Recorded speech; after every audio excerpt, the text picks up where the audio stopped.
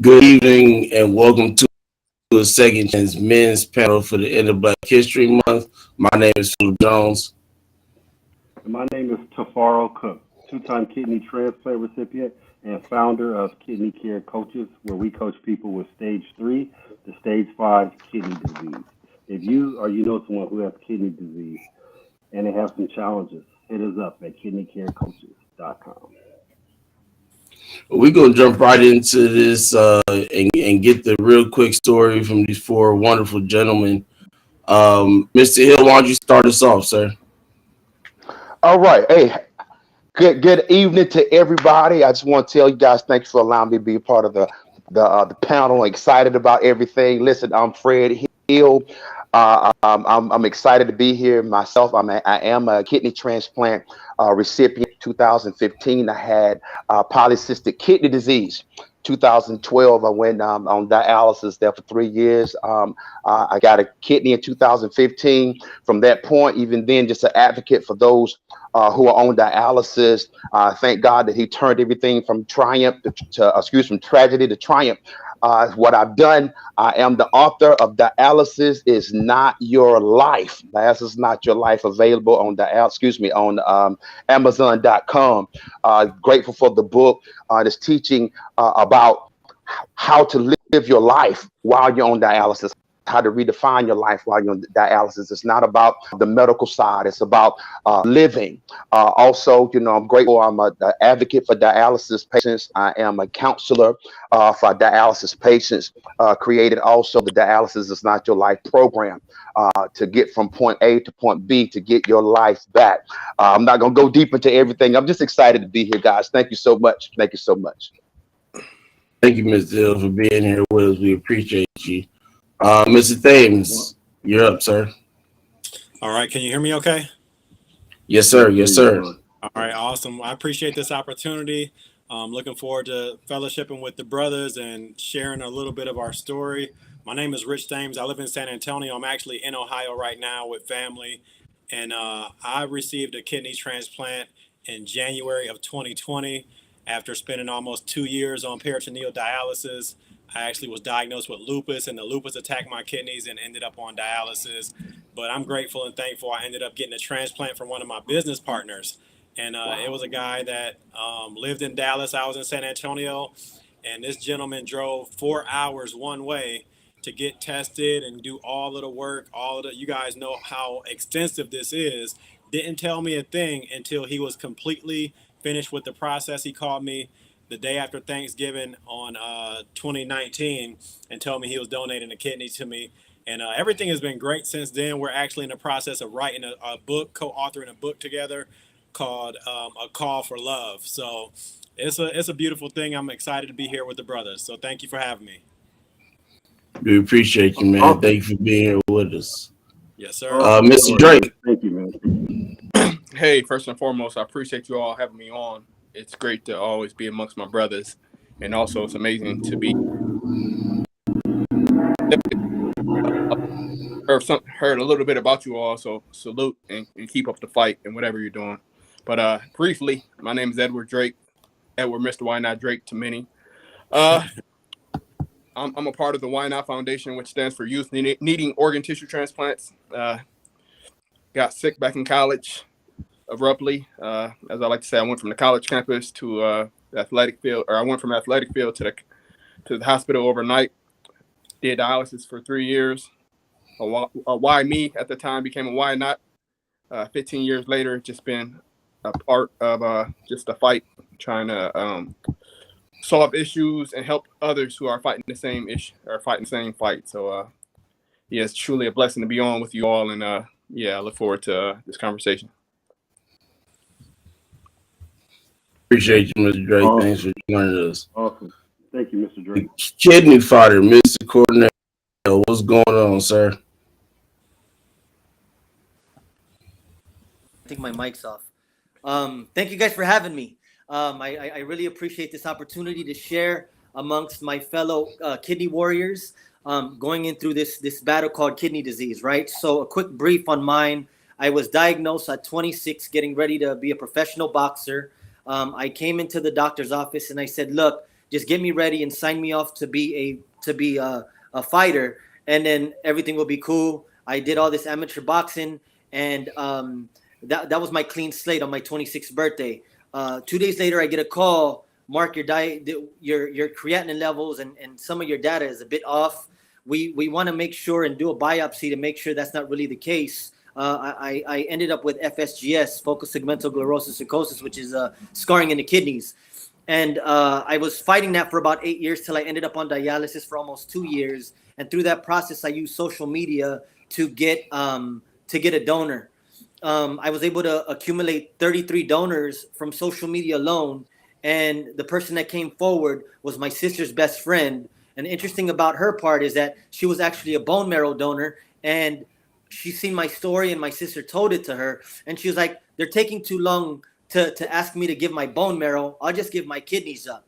And, sure enough, she ran through the test, was denied at one hospital because she was a vegan.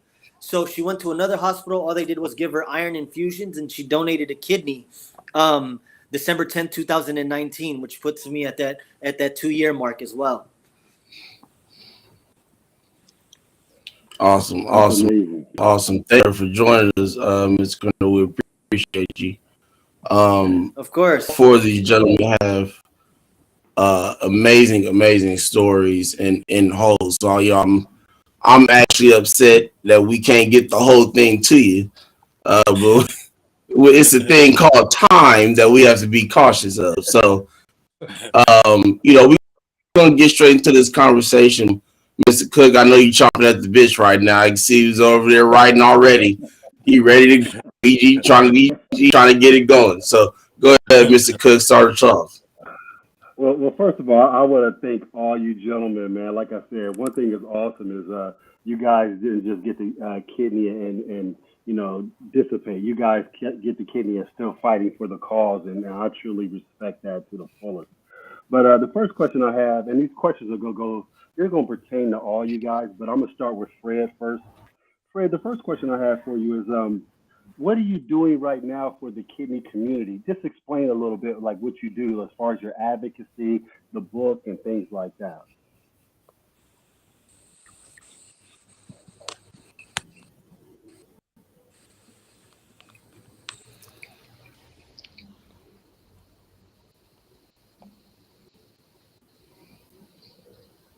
Is he on mute? My bad. I'm sorry, man. I am on me. I apologize. Listen, I want to say this before I start. I love God. I got to throw that out there. You know what I'm saying? I mean, I got to give all praise and honor to God. If it hadn't been for Him, listen, wouldn't have made it. And I just want to give the testimony real short that I don't look like what I've been through. I'm looking at these brothers on here. Man, I'm telling you, so nice to meet you guys, and I know the same testimony. But what I'm doing is about giving back. The things I look at right now. Brother died, gave his life. He died, 28 years old. He died in a motorcycle accident, and I received his kidney. And for me, it just hit me so strong and so hard. It's not about me getting this kidney and just going back. I gotta live so that I want to make some type of example to let his parents, his wife, his children, to know that hey, this guy is he's living through me. I want to put that out there because that's the whole point that I said. Those who know my story, it's about life. And it's about living. And I had to choose to live while I was on dialysis. And I wrote the book, Dialysis is Not Your Life, because, again, I had polycystic kidney disease, and my grandmother had it, my aunt had it, my sister had it, my cousin had it. All of them died. And so now my thing, I got it. And so now what's going to happen to me? And so it was all thinking in my mind, I'm going to die. So I went through this big death, depression, fighting death, thinking death, I'm going to die for about a year. And it kind of realized, hey, listen, I got a second chance at life on this dialysis machine. I'm still alive. My wife, my son, I still got responsibilities. And I'm sitting here and I'm just going through motions and life is leaving me. And I'm like, listen, I got to live. And so I realized that dialysis gave me a second chance. And so now what I'm doing is about giving back. The things I look at right now. Brother died, gave his life. He died, 28 years old. He died, 28 years old. And I received his kidney. And so chance at life, and what am I doing with it? And so I had to learn how to get my life back, get my sex drive back, get my swagger back, get my sexy. And I had to get into the gym. Had to get to a point of learning how to date my wife and to be there for my son, but practice and all those different things, and not be absent, not just existing or being. No, I got to be in the room. And so that whole thing of living and understanding that you can get your life back, you can vacation, you can dance, you can, I mean, everything. And so it came to a point to where those that were looking from the outside, when I go to the clinic, they're like, who are you here to pick up? I'm like, no, I'm to run. You know, I'm here to train. I'm here to do these different things. And so it's about showing the same thing that I come out of, how I live, and get to the point of understanding, knowing your body. It's okay to feel however you're going to feel, but you can't remain there. So if you're depressed, if you sad, if you're hurt, if you're angry, those are stages of grief that we all going to go through, but you can't stay there. So my job as a counselor for dialysis patients is to get you from that point to living, to get your energy back, get everything back that you think that you once lost, that you thought that was over, and you can live good and have a great life while you're on dialysis. And so with the book, with the program, and also again the one-on-one, being able to counsel those who are on dialysis, because there are so many programs for people from stages 3 to 5. But then, you know, I'm like, okay, I want to be there for the ones as well who own dialysis and feel that life is over. And my whole everything is, if you're on dialysis, all because you're on dialysis doesn't mean that your life is over. So I'm speaking, man. I'm writing. I'm helping others, even when it comes to insurance. I mean, every part of, in every stage of life, you can have it and you can live it. That's what I'm here for. That's what I'm doing, man. I hope I didn't take too much time on that. No, man, you did straight on awesome, man. That's wonderful. I love hearing a story like that, especially with the enthusiasm, Fred, you bring. I know everybody you reach feels that, you know, that inspiration. You know, you give them that energy, and that's beautiful. I want to move on to Edward Drake. Eddie's my brother, my little brother, if you will. I was with him when he got his transplant. I was in the hospital Awesome. with him and everything. Eddie, this question goes out to you, even though you and I kind of know each other's story and what we do because we always talk and everything. But again, what kind of things are you doing, you know, with the YNOTT Foundation and for the community and moving the needle in the right direction? No, first and foremost, Fred, I love the energy, man. I should have ate my Wheaties before this interview because I'm leaving work all tired, and you on here with that fire. So I love it, man. God bless you, brother. But to answer Cook's question, man, I'm just an ordinary individual trying to do extraordinary things with an amazing team and taking advantage of the resources I've been blessed with. And yeah, we've done everything from for the kids, at least, from host support groups for the last 15 years, give out a lot of scholarships and mentoring, to doing work with various pharmaceutical companies to get medication changes and try to decrease prices, to recently helping to be one of the spokesmen to get that legislation passed for the immuno bill, which I was affected by 3 years post transplant. Got kicked off my insurance, so I was happy to be able to work with Congress and Senate on behalf of the the campaign slipped my mind. Like I said, I'm kind of tired, but on behalf of what's that campaign called? This campaign slipped my mind, but yeah, on behalf of this campaign to help get that legislation passed. So just doing everything I can, with all the strength that the Lord has gave me to make a difference, and working with amazing people like you all, and we're just our mission is why not impact lives. So yeah, so Awesome. And Eddie, that's crazy because when I think back with all the stuff we've done, we worked on plays, for your story. We sold out Ohio State Stadium three times. Three times. We put on jazz foundations for pediatric transplant kids. The YNOTT Foundation has been moving the needle for the last 15 years, and I can honestly say I started with them in '08. So. And that's funny, man. We've been around the country working with pediatrics and all types of kids. So when I think about you, Eddie, I'm like, dang, Eddie has moved a lot of people in the right direction. But this goes out to Marc. Marc, man, you're an amazing dude. I love hearing your story. We interviewed you. I'm sorry. We interviewed you a couple weeks, was it a month or so ago? I believe it was a month or so ago. Tell us what you're doing right now and everything. I know a little bit about some things you do because I still talk to you, but tell us what you're doing right now in the community. Yeah, man. Thank you guys. You guys are all very energetic, and it's amazing to just hear it, right? It boosts me up a little bit. You know what I mean? Because I think I got it, then I hear somebody else get it, and then it lights the lighter of the fluid that just has fluid in it, right? And then you just get that lighter, and it lights everybody else up, right? So, for those of you guys who don't know, I'm in Los Angeles. I got a kidney transplant at UCLA, and I am actually the co-host for the UCLA Core Kidney Transplant Department. And what we do is we just interview patients. We interview all the doctors on staff about immunosuppressant medications. We interview doctors, just everyone that has to deal with patient awareness, right? Because obviously there's this group, and then there's how do we ask the doctors now?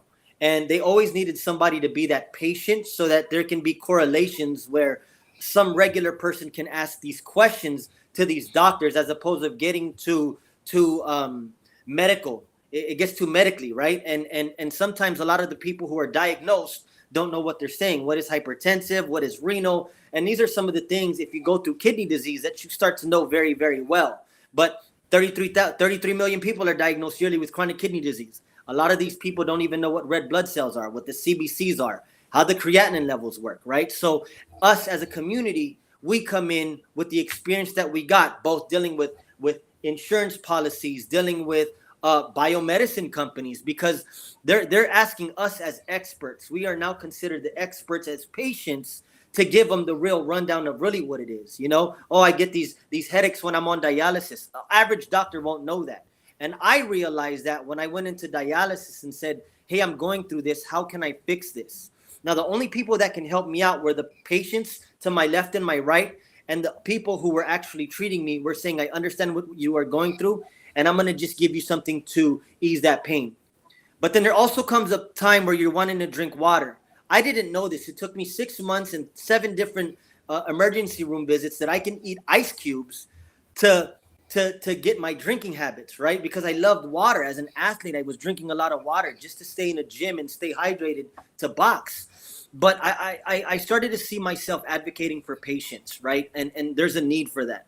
A lot of the people want help, need help. They just don't know how to ask it.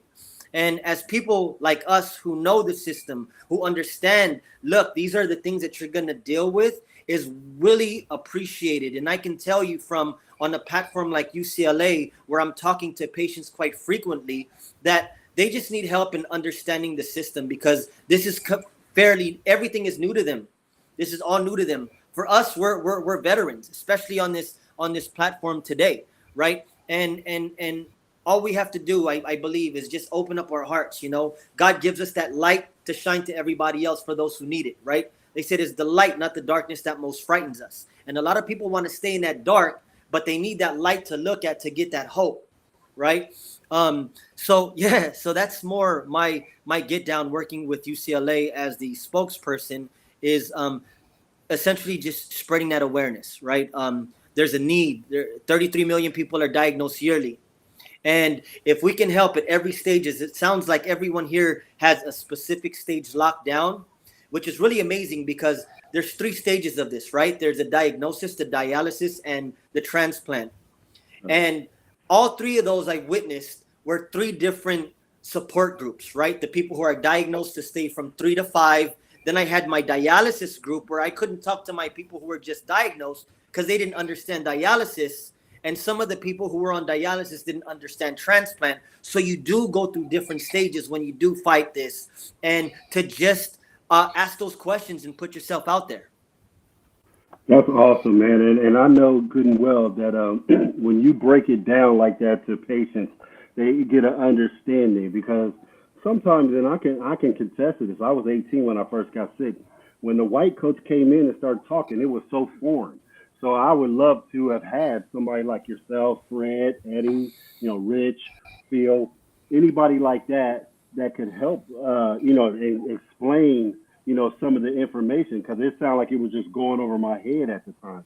So I know somebody like yourself would definitely, break down the barriers and let them understand what's going on, man. Awesome, man. Great work. I'm glad they got somebody like you because you fill a void to the fullest, man. That's awesome. Let's go to Rich. Thank you, Now, Rich, sir. I don't know too much. Yeah, Rich, I don't know too much about you, brother, but let me hear something about you, man. Let me hear what you're doing right now in the community and kidney world and things like that. Awesome. Well, I appreciate you guys having me on here once again. And I actually have received my transplant. It was January of 2020, and it was right before the pandemic and all the craziness. So it was funny because I actually went through my own quarantine before all of the world got quarantined. So I got a few extra weeks of practice ahead of the game before everybody else. So I had my routine down packed.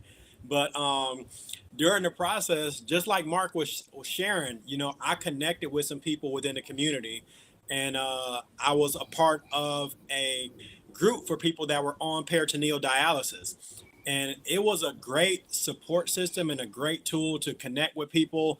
And I connected with a brother. His name is Jason. He's actually in San Antonio as well.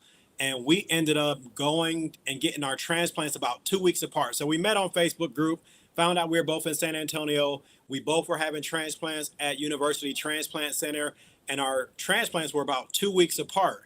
And our appointments, our follow-up appointments ended up on the same day. So we met in person in the hospital after getting our transplants, and we connected, and we were seeing each other every week as we did our follow-ups. So we actually started doing a Facebook live show called Two Guys, Six Kidneys. You guys already know, when you get a kidney, I didn't know this until I got my own, that they don't actually take one out. They just give you an extra one. So, two guys, we got 3 kidneys each, two guys, 6 kidneys. So what we started doing is inviting other people who are in need of a kidney transplant and helping get their story out, helping get their message out, and helping spread awareness about dialysis, about kidney failure, about transplantation, and just seeing if we could do something to help some individuals. So it was great. We had a great run, but unfortunately, Jason had to go back to work after he got his transplant. He was actually blessed enough to be able to work again, and we kind of slowed down on the show. But I still connect with people each and every day through social media. I share my story with people. I'm an advocate for University Transplant Center in San Antonio to help people understand. Like, I think it was Fred that said that there is life after dialysis. Dialysis is not the end all be all, and it's a lot of people that is caught up in the dialysis lifestyle, and they believe that that's all they can do. So some of them don't even attempt to get a transplant. They don't know how much better it is on the other side. So I'm there with them and just telling them my experience and encouraging them. Listen, if you have the option to get a transplant, this is what it's done for me. Like, I have so much more energy right now. I look like a total different person. It's just a tremendous blessing. And you guys know the feeling of waking up from that operation. Although you might be in some pain from the surgery, but you instantly feel better. You feel more healthy, you feel more vibrant, you feel more energetic. And I really wish that for everybody that is going through kidney failure. So I try to just get out there, share my story, and encourage them to look at the option of getting a transplant because it is a much better life to live. What you said was profound, and the play on words with your thing, 2 guys and 6 kidneys. That's awesome, right there. I love that, bro. That's killer. But what you said was so profound because a lot of times we get stuck in the dialysis area and don't even know how good they can really have it, And what Fred says, his book, dialysis is not your life. That says it all. And I respect all you guys and what you're doing. And, I keep it real. I wish we had more guys like y'all moving the needles across this United States. But wonderful work. Wonderful stuff, Rich, man. Keep doing your thing. I appreciate that so much. I got a question. Now I'm going to start. Yeah, no problem. I'm going to start with Fred. This is another question. Hold real quick. Let me get one in real quick. So my question is for everybody. What are you hoping to accomplish? I'm assuming that you all set goals and admiration, things like that. It's the reason why you do what you do. You don't just get up and say, I'm just go be an advocate today, and tomorrow I'm gonna go kick rocks or something like that. There's reasoning behind what you do and why you put so much effort, time, commitment, love, things of that nature into what you do. So exactly what are you expecting to accomplish in these acts of kindness that you're doing when it to being advocates, whether you're speaking to a patient or a number of them. You may be on a show like this where you're just kind of telling your story and just try to help, or be educational, things of that nature. What are your goals that you're reaching for by being these people in the kidney community? Is that you want me to go first? You can. That's fine. Yes. Yes, sir. Okay. I'm gonna say this for me. It may sound crazy, but I'm looking for one. I'm trying to grab one. I mean, that's if I get more, I'm trying to fish for the one, and I'm fishing to let them know that there is hope. That's my whole thing. I'm gonna say for many of the I'm putting this way. I'm trying to get my words together because when we're on dialysis, the focus is always on the patient, and that's good. But it's beyond just the patient. It's everyone that's connected to you. It's the wife. It's the children. It's the brothers, the sisters, the parents. It's everyone. And so I remember when I had to sit down and tell my son I'm going on dialysis, and so I went over the "you can't do this" list that I was given. And man, he broke down.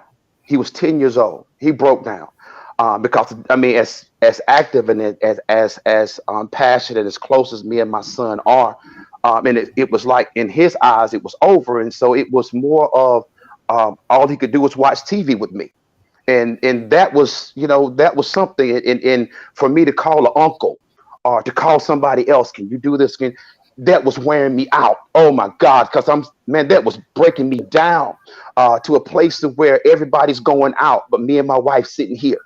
It was just over, man. And so it's not just the hope for the patient, but when I started living my life, man, I mean the smile and the joy and the spark back in my son and football and practice in the backyard throwing. Now I couldn't throw the bomb, the 50-yard bomb, but I could throw 25. So I mean, it's those different things that you had to look at. Me and my wife, because I was on the cycler. Okay, now we went out to 12, 1 o'clock, but we started our date night like at 5.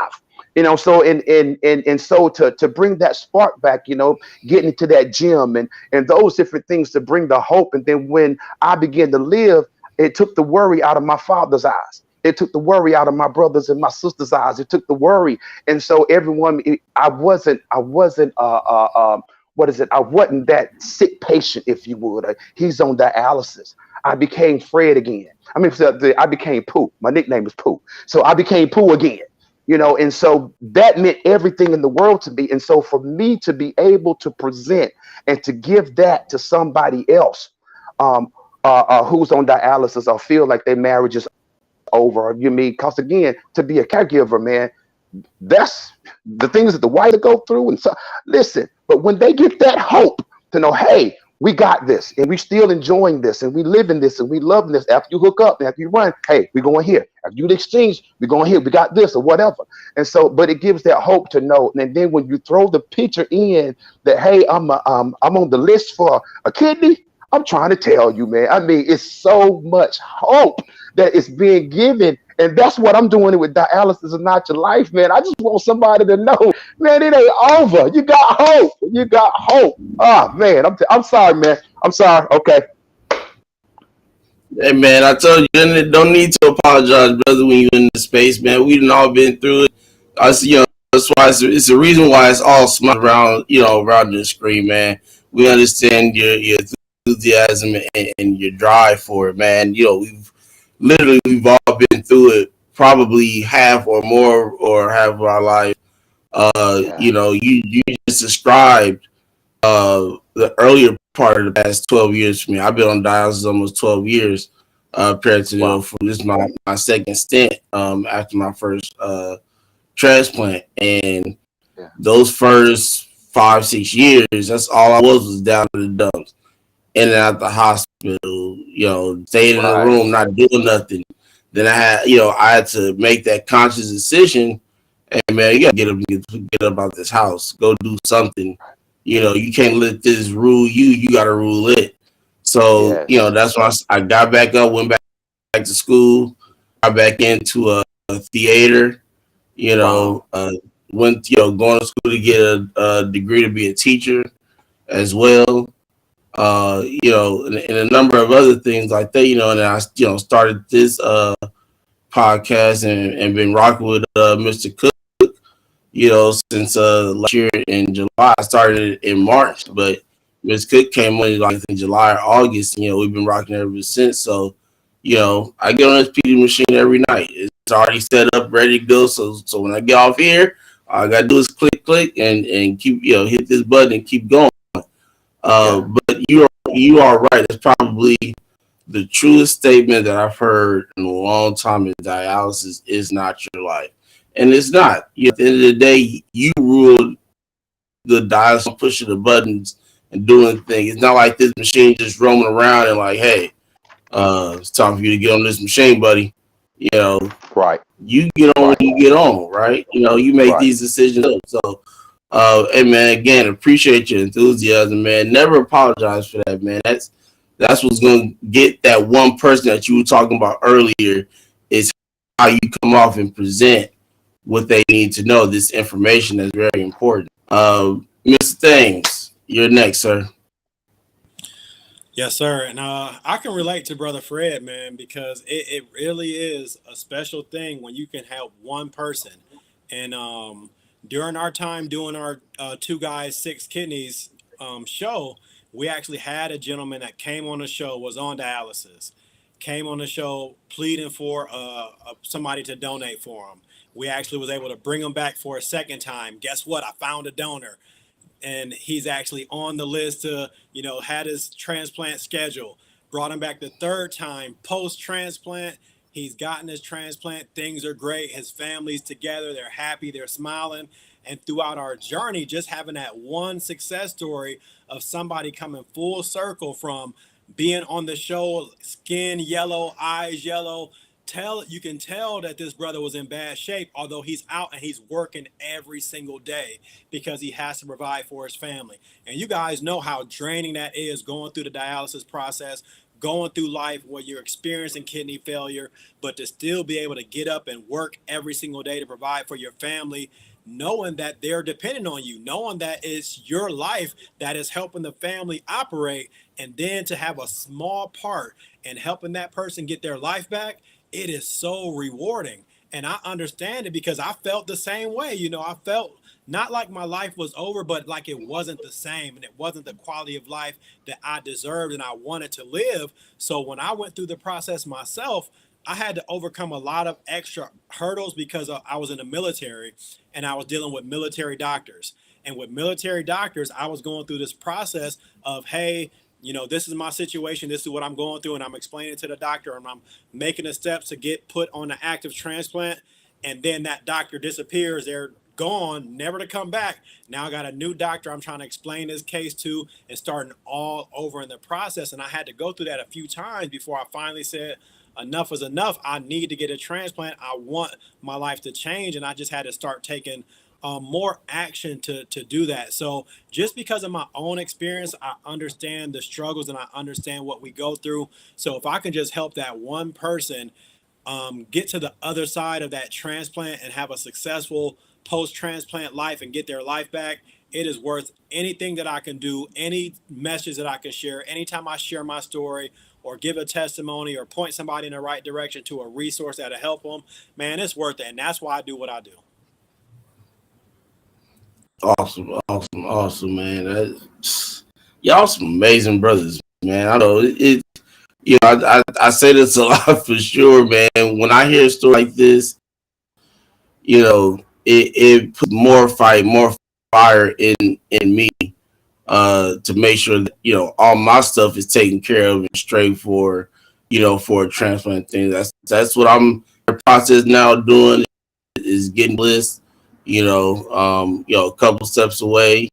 I'm still fighting, but brothers like yourself, Mr. Drake, Mr. Coronel, man, y'all put a fire under me to just keep on a straight and narrow, not giving up. Because I mean, it gets hard. I mean, I'm 32. I've been dealing with chronic kidney disease since I was 4 years old. So this has literally been my life. So for me, I was blessed. I got a transplant at 17 years old, and it rejected 3 years later. So it put me back in this position to be on peritoneal dialysis and fighting for my life. But what put me in a position, like I mentioned earlier, those years where I was just kind of down in the dumps, it wasn't even fully kidney failure. It was the fact that I had a number of other health issues followed it once I lost that kidney. That put me, placed me in a hospital. Literally, I spent about 6 years straight of either my birthday, Christmas, Thanksgiving hospital consecutively. And my birthday is only a days from Thanksgiving. My birthday is November 23rd. So it's always the week of Thanksgiving. And from 2010 to about 2015, 2016, I was in a hospital bed for those holidays. It just, it never, 2016 was the last one, I think, of that consecutiveness. And, it actually brought out something good. My parents were divorced when I was 2. That was the first time probably since then that we sat in the same place at the same time and had dinner together. Wow. Because of a sickness, because of me being sick in the hospital, brought something like that together. I'm hurting, got 4 chest tubes in my back, but I'm smiling just because of something that's as simple as that. So, hey man, y'all, again, thank you, for who you guys are. Mr. Drake, what's going on, sir? Hey, can you hear me? Yes, sir. Well, awesome. Sorry, my sound bouncing from different earphones to iPads and everything else, but yeah, but good, but definitely, man, truly amazing and inspiring stories. My journey of kidney failure and what I want to accomplish was just a little different. When I got diagnosed, it was just like, darn, not again. Having to overcome so many adverse situations from birth and overcoming it to being young and dealing with different issues, and the doctor didn't know I was going to make it, to having asthma, and then I go from not being able to play sports to being one of the best student athletes in Ohio, coming out, and then go for coming from a single parent household, and still wanting to get my mother out that tough situation, and then here I am at the pinnacle, so-called pinnacle. Then got my way to school, about to be the first college graduate in my family, getting to pursue my dream to play ball, and now I get hit with kidney failure, and I'm like, Lord, not again, so of course I said, why me? Why now? And it's just, and I never would have thought that the man above would have said, why not you? And would have turned a negative situation in my 3 years on dialysis into a positive.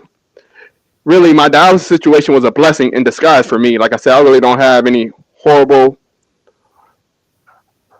My stuff was more social, like what I've lost.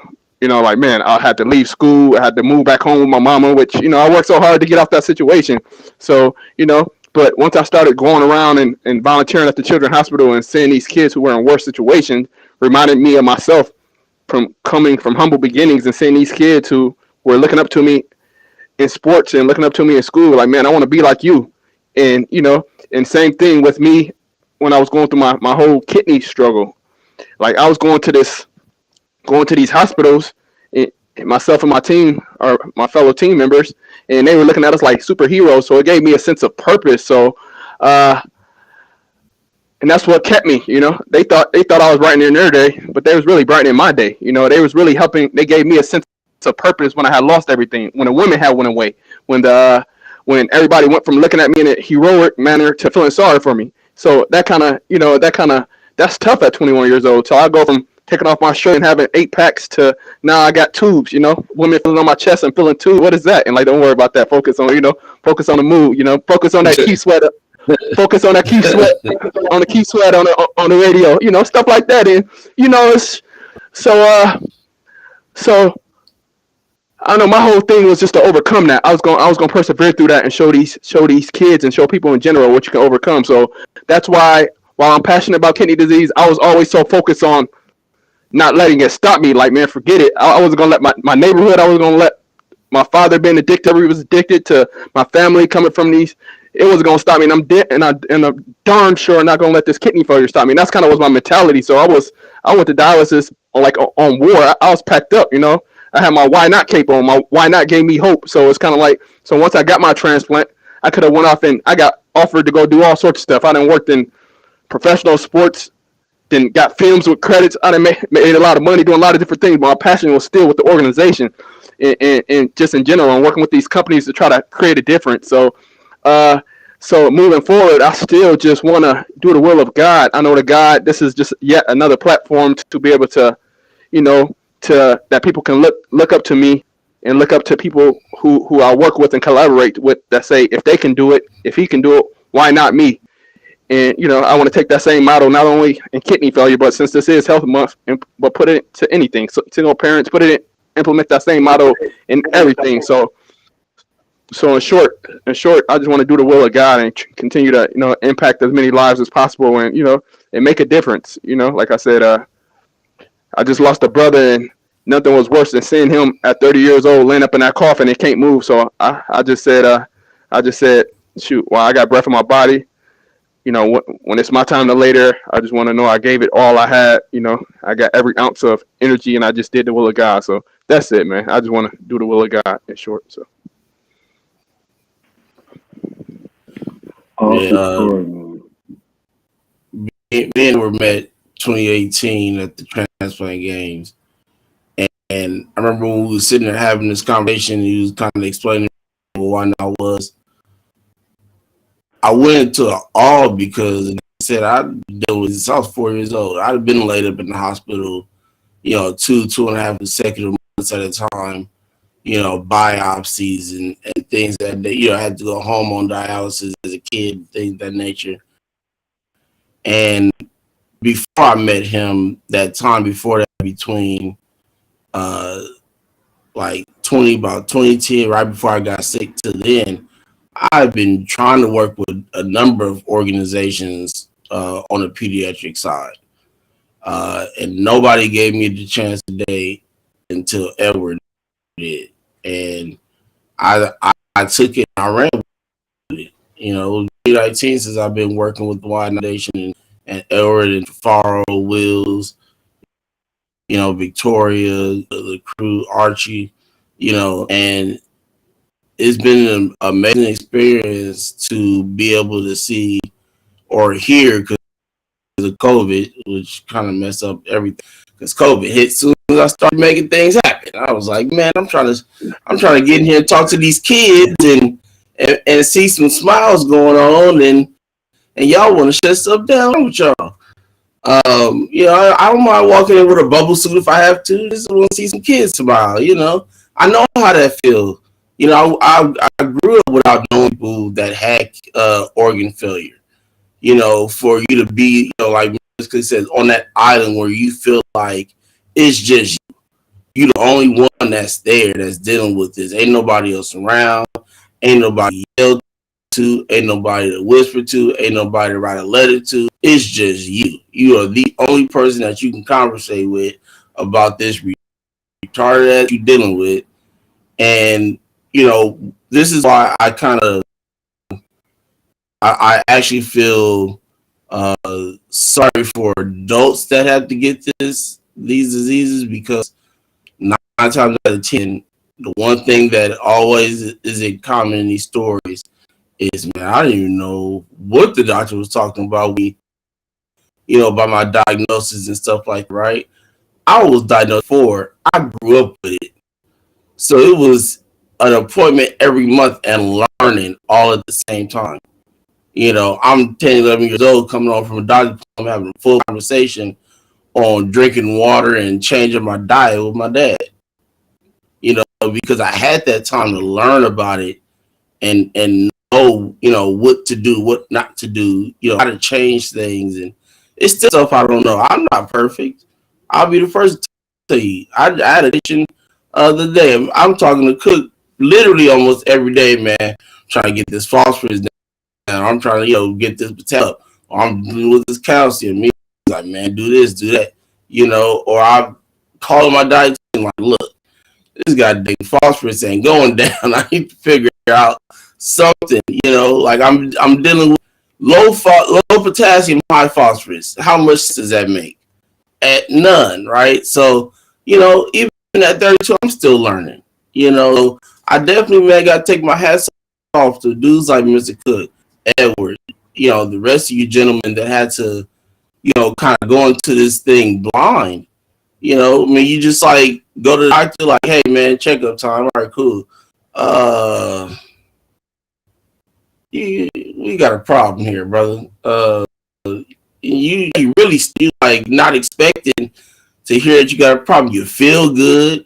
You don't notice that your fatigue is setting in, and these changes that happen to you because it hasn't technically happened yet, but they only caught it because of blood work.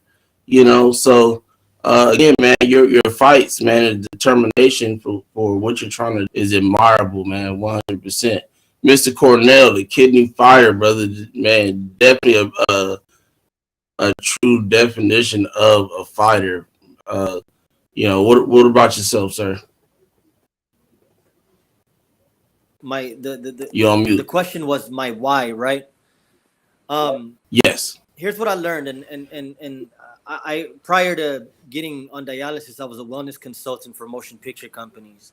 And what I learned was a healthy person has 1,000 wishes, but a sick person has one.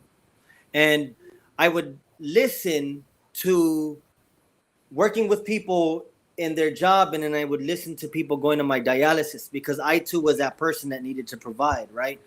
And you would hear these people complain about the smallest things, but then you hear, the people who are fighting for my life, man, all I need is that one kidney. All I need is my health. In the process that I went through that, man, I realized that hope is not a strategy. Luck is not a factor, and failure is not an option. Because hope can only wake you up, but that strategy is you making those calls to that hospital. Luck is not a factor unless it plays that you keep making those phone calls to make things happen. When I say, well, you utilize social media to get a kidney transplant, I really did. But I had to dig in deep in myself so that people can say, damn, I feel that. And it's the crazy thing about that whole thing was people were like, I found my purpose watching this man's story. I want to give this man my kidney because now I find out that this is what I'm going to do in life. How do we get that out of people who say my ego is blocking me from doing that? That's where I have to come into play and play that psychological factor of people aren't going to feel sorry for you because they want to help. They just don't know how. They don't know about donation. They don't know about education. They don't know about anything about a kidney transplant. They don't know you can live without one kidney, right? So those are the key things that I tend to do. And to be honest with you, man, dealing with a lot of these people in the higher ups and listening to the people coming in, they really don't know about the healthcare system. Right. Someone like you who's 4 years old, who was diagnosed. I was diagnosed at 26. I got through into the deep end with no scuba diving gear, none of that stuff. So at that point, I needed to learn how to put that on while I was on dialysis. The thing about boxing was it showed me discipline, but dialysis showed me patience. Right. And through the process of this, you have to be patient with yourself, because you can lose your mind 3 to 4 hours a day hearing those signs, watching the fire department come through. You have to be patient, and that's where you recreate yourself. They say what success can't show you, rock bottom can. When you get on that chair, you'll start learning how to really sew yourself back up, right? How to really stitch yourself back up. This is that muscle group. This is how that works. These are the things that I was compiling while I was on dialysis. Though I didn't write a book or do a blog, I took a lot of the notes that was really like the sorrow that you can see. You can look at every one of our eyes and you can see the sorrow, but you see the fight and you see the grit is there no matter what. They say the hardest struggle brings the brightest smile. Every single one of us smiled through this whole process, and I appreciate everybody for doing it, because we've all gone through something traumatic. That test became a testimony, and that's what moves the mountains. They say the highest act of human form is to inspire, and gentlemen, that's what we are doing here today. And with that is my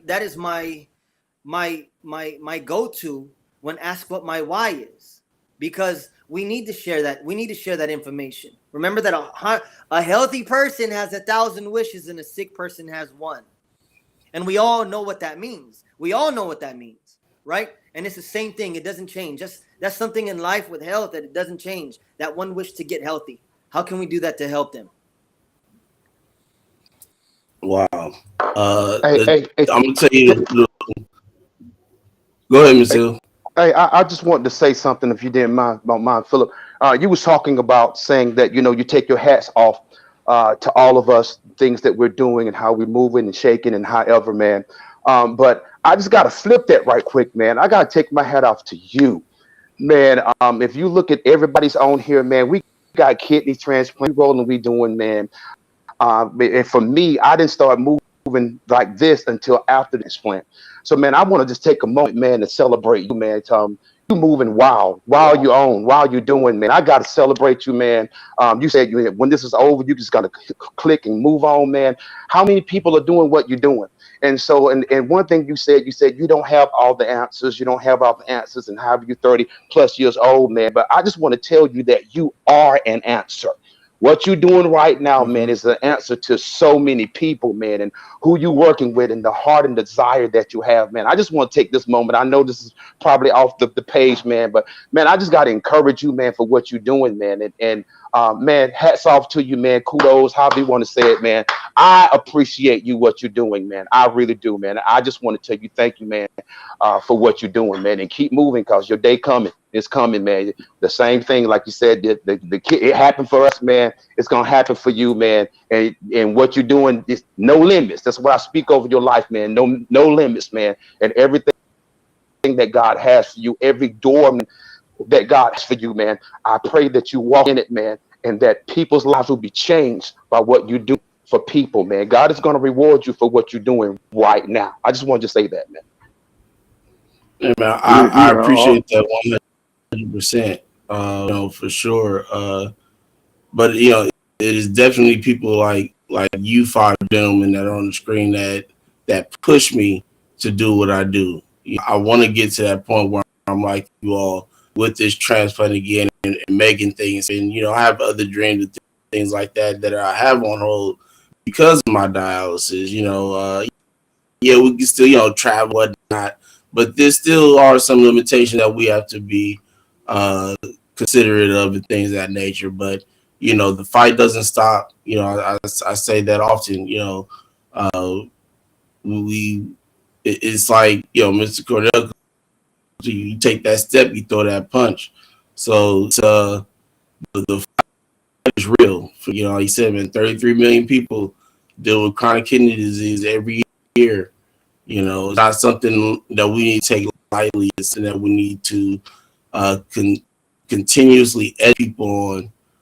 It's one of the main reasons why we just had the dialysis conference that Mr. Hill was a part of, that me and Mr. Cook, Mr. Trailer collaborated on and putting together, was because people need to know. I don't want them to have to figure it out 2 years into dialysis. I want them to know before they get to that point, so know how to go into it and continue to keep living, keep living, and keep doing what they need to do to keep their life going. But real quick to end my question, man. One thing I definitely, and again, Mr. Hill, man, I appreciate kind words, man. I definitely appreciate them. Like I said, the fight doesn't stop. So, but some things the one thing I took away from Mr. Coronel was discipline and patience. Discipline and patience is key to the whole thing. It doesn't matter where you get diagnosed at, It doesn't matter when you have a transplant. If you can't be disciplined, you're not gonna make it, because you have to be disciplined enough to be able to uh, make sure you're taking those medications on time, making sure your environment, if you're on peritoneal dialysis, uh, is clean, or home hemo, is clean the way it needs to be clean. You putting in your orders when you need to, making your appointments when you need to, do your labs when you need to, if you got to cut some beef out your system, you just got to make that decision and cut some beef out your system, right? And patience, man, patience is technically going to be your best friend, because, like me, I was 12 years on dialysis. I'm not gonna lie to you. In the very, very beginning, when I was dealing with all that nonsense, I was sick. It got to the point where I told myself, I don't care. It is what it is. It just, if it happens, it happens. And then it got to the point where I told myself, no, and this is why it's not happening, because of where my mindset was, because I wasn't fighting, because I wasn't thriving, because I wasn't moving, doing something to try to move the needle. These things that I've been doing, consistently, whether it's kidney related or not, is what's moving me to get to where I am now. Right? In 2019, I had a parathyroid ectomy where they removed my thyroid out of my neck. I was dealing with some number issues with my labs. Had that procedure, everything changed. Could have the procedure done like before then, but it was some information my doctor left out that I didn't know about. I would have been like, yeah, take all this out of here. I don't care what you get. But I had that happen. My numbers uh got back in range of where they wanted to see it. Early last year, my calcium finally got in range of where it needs. That was the only thing I was dealing with that was really an issue. And then that's when my doctor gave me the okay to move forward, with doing what I need to do to get on the list. So now at this point, all I'm waiting on is my labs next month to come back. If those in the range it needs to be in, I go to evaluation. I'm not worried about it from that point on. Once me an evaluation, I'm knowing good, because I know how my doctors are. I know how my team is. They care. They're not gonna put me in a position. Okay, yeah, go ahead, go to evaluation, and my numbers look like crap. It's gonna be automatic no. I have a great support system and things like that, so I'm not worried about that in medical artists. So once they tell me that there's the evaluation, I'm a happy camper, because at that point I know, I'm not gonna get denied. I'm definitely not getting denied, because I said no to this COVID vaccine. Now I went ahead and got my shots. As soon as they called me, I was like, "No, you can get me in trouble. I'm cool. Go ahead, poke. All right, go on." So it's this decisions, man, is probably the top two things that are at the they're at the top of the list when it comes to dealing with kidney failure, but just life threatening diseases in general.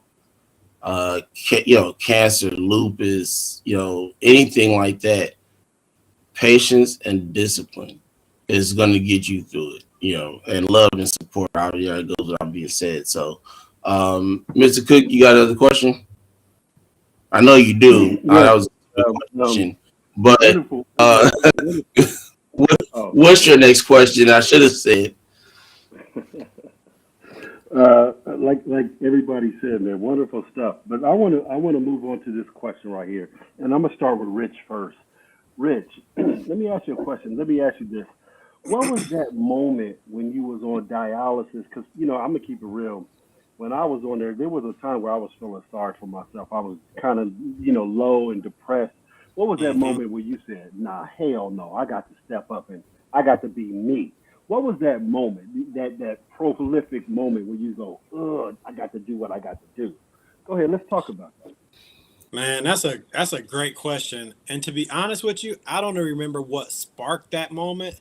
I don't remember what triggered it, but I remember just having that feeling that like I can't sit back and let the fact that these doctors keep on changing and all this stuff keep on changing, because it was discouraging, because it seemed like, I'm taking 3 steps forward and then I take 10 steps backwards, and then I take 5 steps forward and then I take 9 steps backwards, and it was like, man, all right, I don't want to continue to go through this cycle. So it was like, all right, I have to do something. And it probably was, as I go through it in my mind, it probably was one of those scenarios where I'm going to an appointment and I'm looking at a doctor that I don't know and telling my story all over again and starting this case all over again.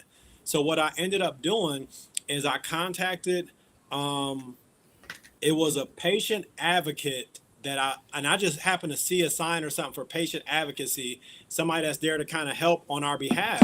And I called this lady up. I'll never forget. I said, listen, this is what I'm going through, and I'm sick and tired of going through these emotions where I'm not getting the help that I need. I'm not making any progress in this, and I've been doing this for a while, and I'm sick and tired of it.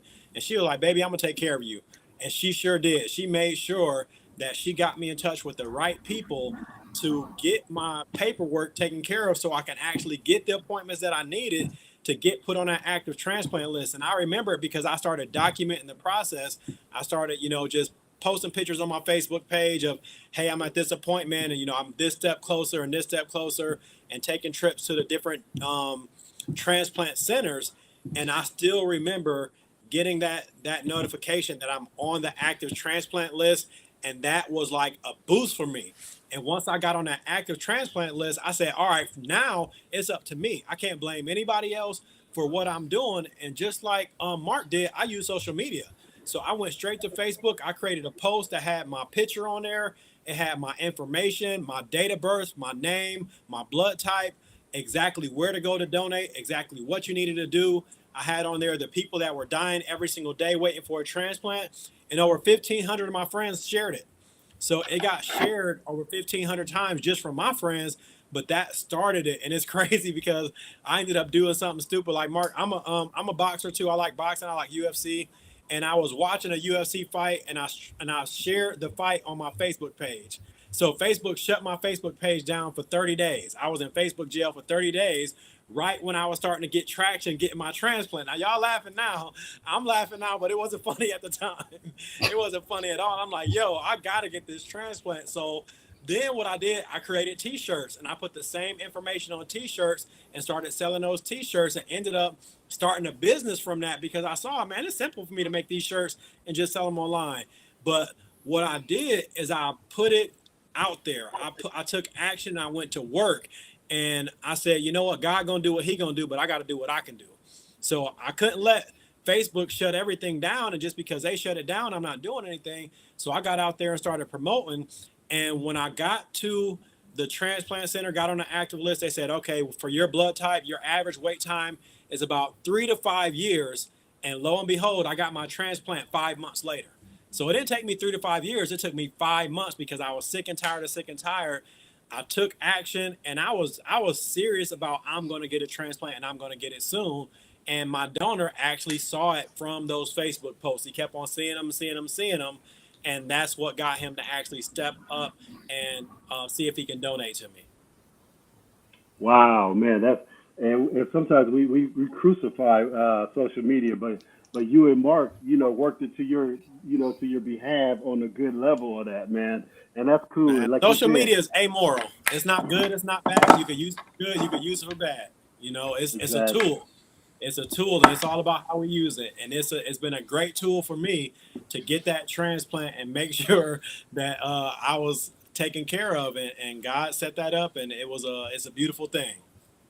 Yeah, that's awesome, man. And then you became an entrepreneur selling shirts and stuff. Hey, that's what I'm talking about. Some of these things like this, it motivates you to move in ways you never thought you'd be moving. Like sometimes I even question myself like that. God, you got me in this space, and all right, I'm just gonna go with it. You said be in this space, and I'm gonna be in this space, and that's how it works. Fred, this question is for the same thing for you. What was that moment where you started like, okay, I'm gonna write a book, I'm gonna do this, where you just got pumped up? Because like I said, I felt that depression at one time, and I told Phil, Phil, I felt like I was on an island, for over a decade on dialysis. That's mine. But let me ask you, what was that moment, that one moment where you said, "Oh, I'm doing it." You're muted, Phil. I mean, Fred, you're muted. I'm sorry, man. I'm sorry. Okay. I keep muting myself, man, because I don't want no background noise if somebody else is talking, man. I got to show that respect. But the thing for me, man, I can't say I remember the exact moment.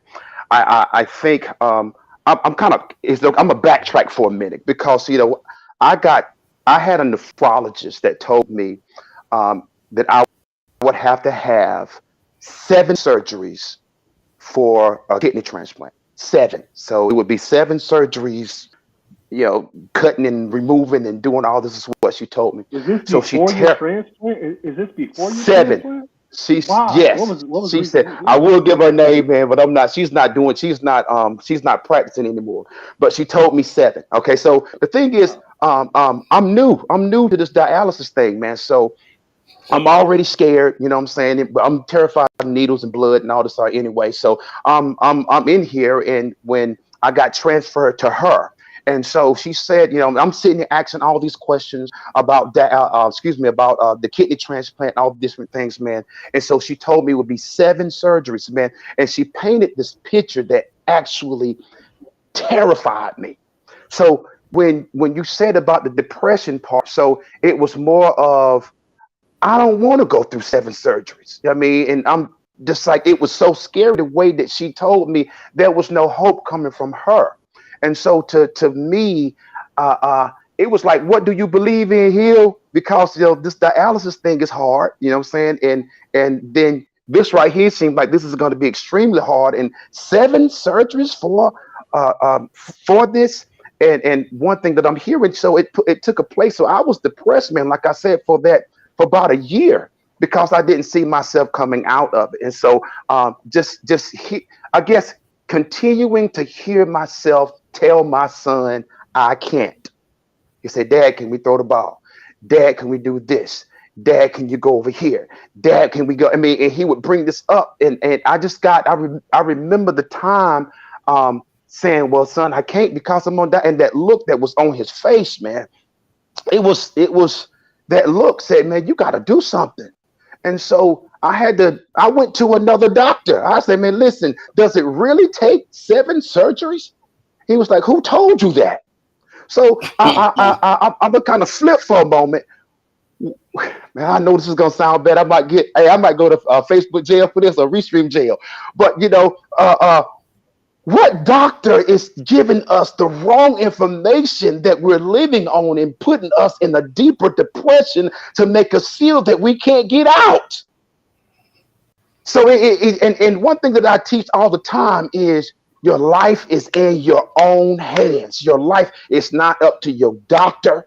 It's not, it's up to you. I mean, the thing is, I tell that all the time. You need to learn your own body, know what's going on in your own body. It's like a doctor to me is like a lawyer. I don't go in like I'm the baby and I can't speak for myself and they got to probe and do. No, when I take this medicine to make me feel this way, when I do this right here, when I go here, this right here. So the thing is, I'm saying, so I need you to do this for this. Do this for this, do this for this. And so it's that mentality. And so I had to do something. I said, okay, I'm going to change my dreams. I want my son to see that he can go for his dream. Man, I got to acting on stage. I was in a play called Church Folk with Leon from the Fire Heartbeats. Y'all might be too young for that. But Leon for the Fire Heartbeats. So I'm on the play with him. And so I wanted my son to see these different things. I wrote a book that was called Take Me to the Water of Being Your Best You, that you got God has placed everything inside of you to be your best you and not trying to be your greatest you, because we try to, if you're looking to be the best, that means you are competing with everybody else. But the thing is, I can be my greatest and never compete with you at all. So learning to be great. And so all this thing changed in my life, man. And I said, okay, I got to learn how to live, get your life back. But it was that moment, man. I remember just so many no's and that I can't. And I didn't want to say I can't no more. I didn't want to say that to my son. No, I can't, son, I can't because I'm on dialysis. Man, that meant dialysis was my life. That's why I gave all that power to dialysis. Man, I'm telling you, wow. And that mindset, like the brother was talking earlier, it's in that mind to say, listen, I can, even though I'm on dialysis. Listen, I'm going to put it this way, and this is going to sound harsh. Figure it out. Sometimes we got to figure it out for ourselves because you're not going to get the answer you want from the doctor sometime or from this person, whatever, man. Figure it out. If you got to go to another place, stream, Google, what we doing right now, figure it out. Get your life back, man, because it's there. And I just, if anybody is saying that right now, I can't because I'm on dialysis, man, cancel that tonight. You should say, I can, even though I'm on dialysis. Find a way. I receive that, brother. I receive that. You know, that's Hey, amazing because sometimes we give dialysis our power. You know, and we use that as a big excuse. I can't do this because of dialysis. I can't. You know, that's funny. You know, my dad was a great role model in my life, and I still do to this day. I work on old school cars. That's just one of my hobbies, motorcycles and cars. And I remember I used to come in the house sometime. I go, Dad, you know, I put the distributor on it. He go, figure it out. And, you know, that goes back to that where sometimes you just got to figure things out. You know, that's what you got a brain for. And awesome story, man. Awesome way to do things, hey, Fred. That's amazing. Mr. Cook. Yeah. Real quick, if I may, I want to touch on something Mr. Hill said real quick. I ain't gonna be long. Sometimes it's not wrong information because in reality it's educational, right? It's in the book. It's truth to what they're telling you. Not seven What the surgeries. issue is now that I work with doctors, and I ain't never heard nobody go through 7 surgeries for a transplant. I've never heard. well, I'm not even saying necessarily that. I'm just saying into that statement that he was saying about, you know, how much wrong information we're getting. Not necessarily is it wrong information. It just may be wrong information for you. As in, you know, we talk about this. You know, doctors to learn how to listen to patients, especially ones that have dealt with certain obstacles. You know, a certain amount of time. If they come to you and say, you know, my body does X, Y, Z when it has, you know, ABC, y'all need to learn how to listen to what we telling you, not going off on your own little rants and raves and, you know, oh, I'm the doctor and I'm high and mighty, I'm gonna give you this because I said this is what's gonna work. If I'm telling you it don't work, it don't work. But that also falls on you on being your own advocate and speaking up when it's needed. You know, when you hear something that don't go right with you, say something. You know, get the second opinion. A number of people have gotten second. That is your right to get his opinion from a doctor. Is to, you know, to make sure that you're getting the right care. You know, for your primaries. You know, you don't want to just, you know, oh, okay, go do what you gotta do, and then you end up, you know, paralyzed or something stupid like that because the doctor missed something. You know, if you get that tingling in the back of your neck and you like hairs are standing up, well then, you know, do what you gotta do. You know, get those confirmations and things like that. So it's not necessarily that it's wrong information.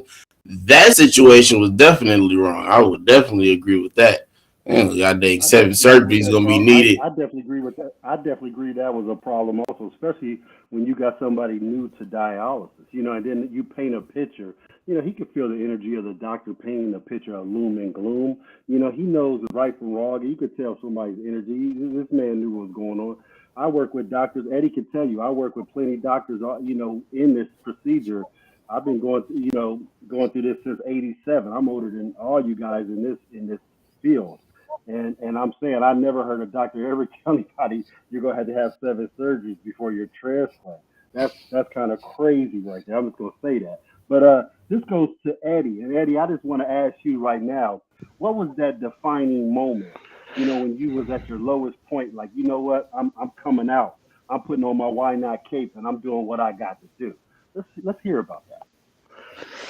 Man, like I said earlier, I'm just a why not beat the odds type person, you know? Like my whole life was a struggle, so this was nothing new. This was just kidney failure was just something like I said, that I had to face at that point. So when I got sick, like I said, 19, 20 in college, and like I said, to go from moving from go to the college that I was at in Michigan to go back home 6 months later, being at home, I was like, "Ma, I gotta go." She trying to get me signed up for the different housing around the city and stuff like that I could get Social Security. I'm like, I'm good. I went up to Ohio State where one of my best friend lived. I stayed on this floor. Did dialysis, and I just remember since I had to leave school while I was doing dialysis, but they were still living at college campus. I'm like, man, I'm still up there playing football with those dudes, giving those dudes the business. You know what I mean? While I was on dialysis, taking pride. I'm like, if I can't play ball, I'm about to get these dudes the business. I said, I'm about to get the girls, that the athletes, and everybody else was. I'm telling you, I was down there like on a mission. I'm like, man, I'm more like a slogan that we got now, more than a transplant patient. I'm like, man, I'm going through this, and I'm about to throw the parties. I was down there throwing parties. I was down there doing everything because I was like, I'm not gonna be looked upon as. Don't feel sorry for me. Feel sorry for you. You know what I mean? Why not me? You know what I mean? Like now, my for-profit company called Why Not Me? Why Not Me Enterprises? I can do whatever I wanted to do. So that was kind of my mindset. You know me, Cook.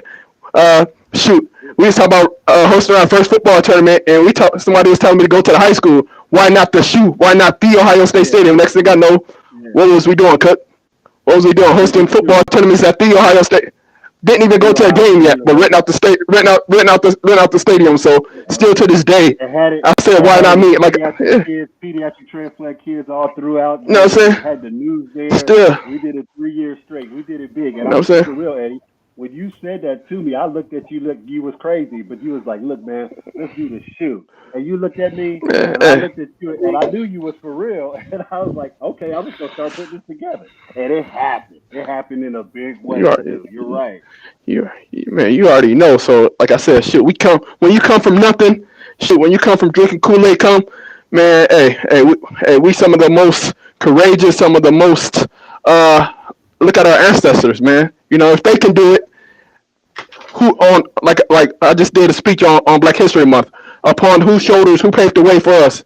And I mean, if they can do it, why not us? Why can't we? Why can't we overcome this kidney? If they was able to overcome slavery, get hit with switch, and to give us this platform to be able to do what we're doing, kidney disease is just a platform. It don't got to define you. You know, it's like, so that's just been my mentality since I was a kid. You know, like I said, and will continue to be. Like I said, I tell these kids and I tell people who listen, but I specialize in kids because they're still very impressionable, a lot of them.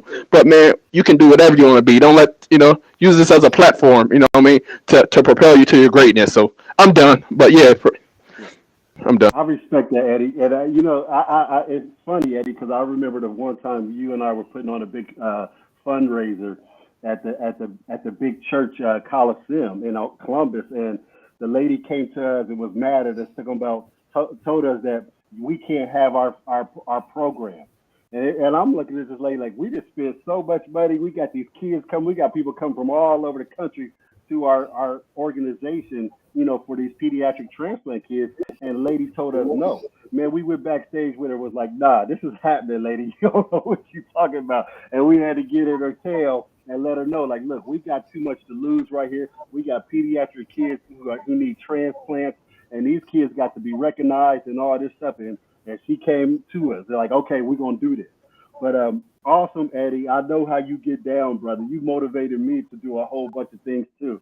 And I thank you. I appreciate that. And Marc, this question goes to you right now, Marc. Not last, but not least at all. But again, what was that moment when you was depressed and you just said, "Hold on, man, I'm coming out this shell. I'm a fighter. I am the fighter." What was that moment? Let's talk about that. That moment was the moment I got on dialysis. There was no question. I think dialysis shows you something very different of yourself. Everything just really goes out the drain. You can't complain really much because your left and your right are also dying as well. They're in this. We're all confined to a chair, and I can't say, "Oh my God, my day's going bad," because homeboy has diabetes and is going blind on his right eye slowly.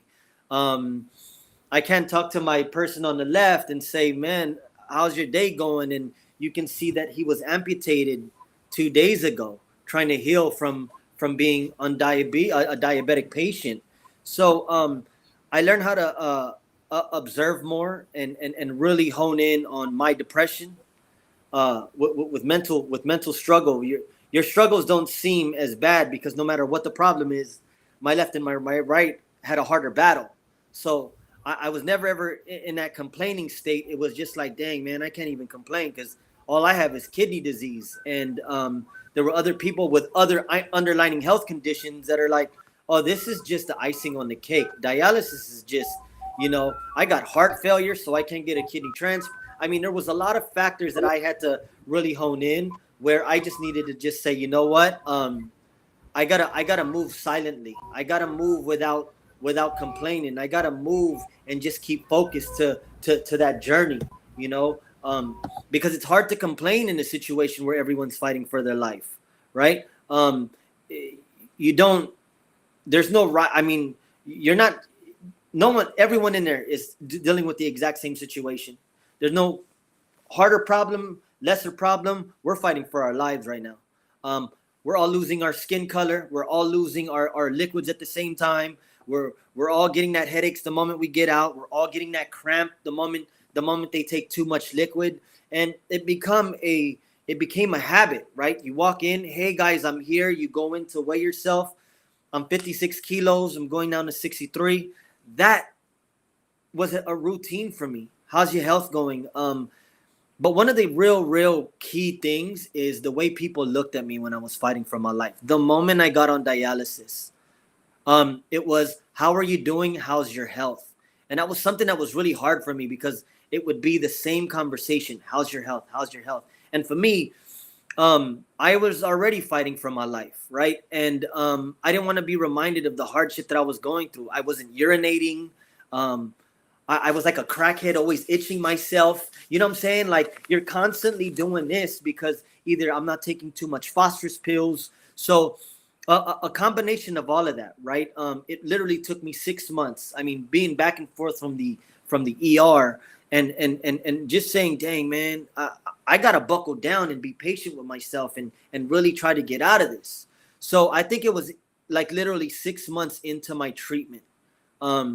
Just to observe certain things that I never witnessed before, right? I mean, it was very foreign. So not urinating was a really hard one for me because everyone was like, so I have to explain that to everybody every single day. Like, well, what is it not like urinating in the morning? I'm like, man, all I do is take a dump and I'm good to go,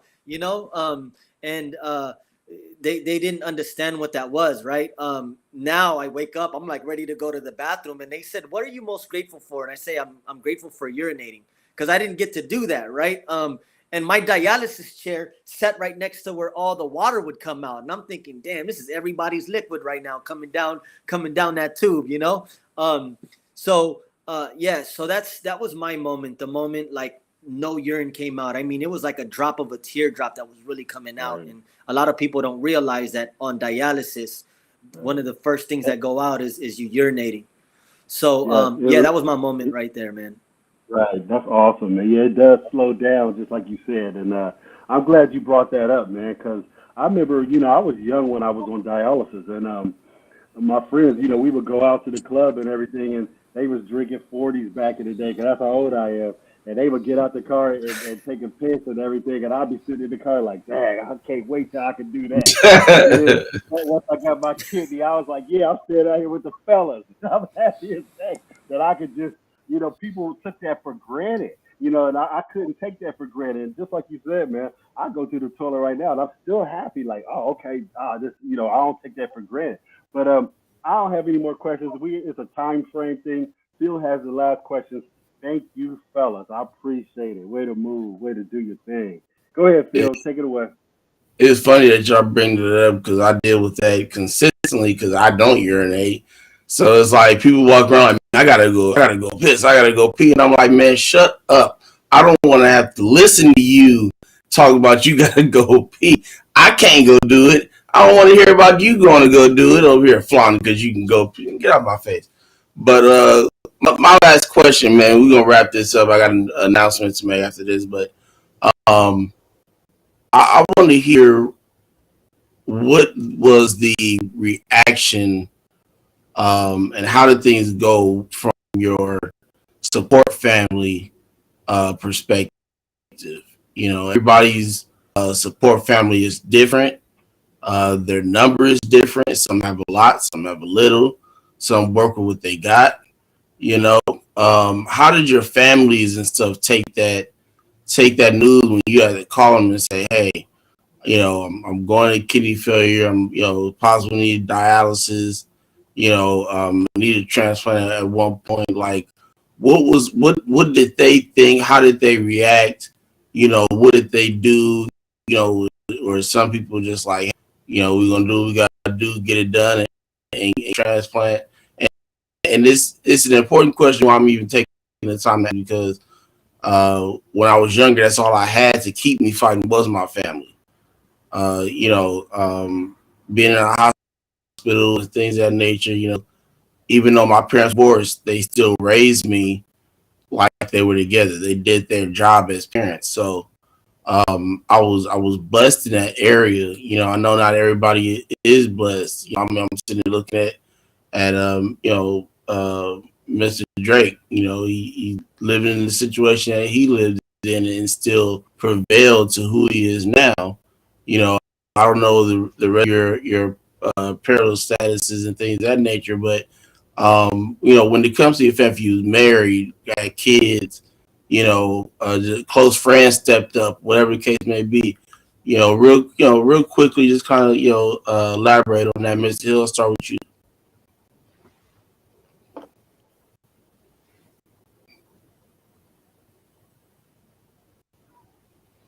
Okay, all right.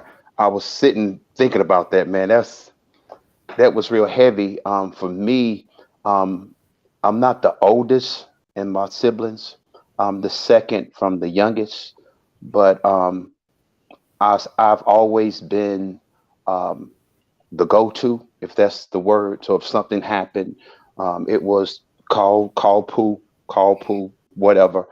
Um, and so, with my sister had already died with kidney disease, polycystic, and then I'm looking at my brothers is I didn't want to tell no one, so I went from the time I was diagnosed with polycystic, and I wasn't saying anything because I didn't want to, I guess, to cause issues. Because my daddy done lost a sister, a mama, and a daughter. So I mean, it's one of those things, man. That was kind of hard for me. So reality, I didn't tell. My wife was the only one I told. My son didn't know until the time that moment that I told you guys.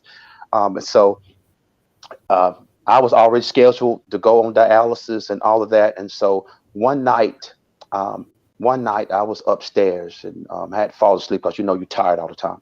So my wife called me downstairs, and so when I come downstairs, my brothers and my sister, um, they were here. I had one, my brother in North Carolina, and then one in here in Spartanburg.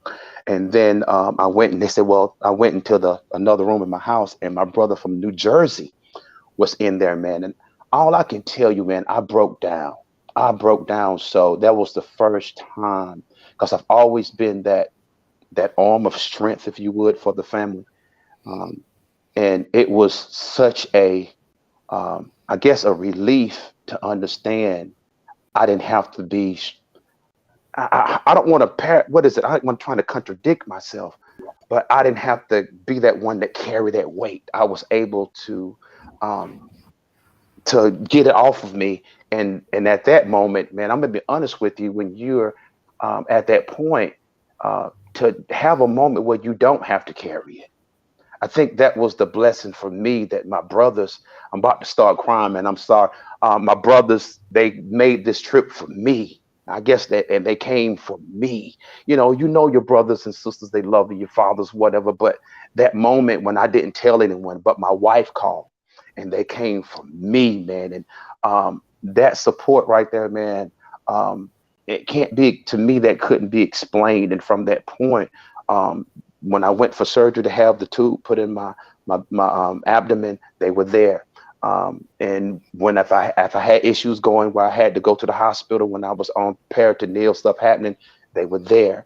And then when I had my transplant, they were there. So, man, I'm telling you that being able to tell them and to take that weight of worry. So I'm gonna put it this way: I was able to cry, if that makes sense.